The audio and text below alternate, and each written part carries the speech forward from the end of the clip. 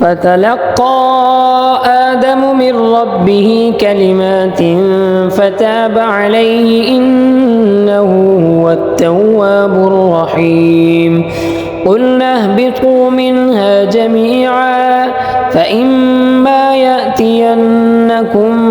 مني هدى فمن تبع هداي فلا خوف عليهم ولا هم يحزنون والذين كفروا وكذبوا بآياتنا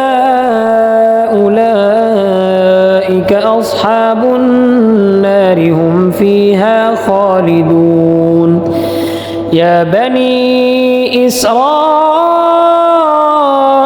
اذكروا نعمتي التي أنعمت عليكم وأوفوا بعهدي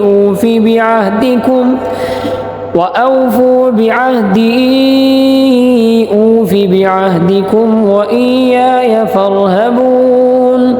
وآمنوا بما أنزلت مصدقا لما معكم ولا تكونوا أول كافر به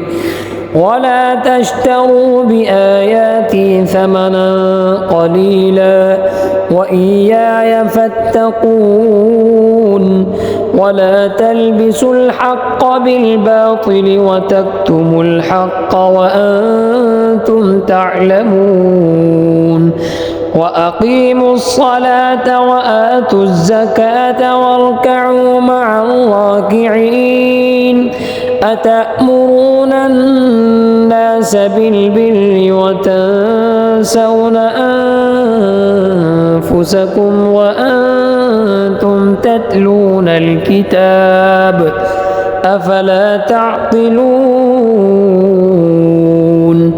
واستعينوا بالصبر والصلاة وإنها لكبيرة إلا على الخاشعين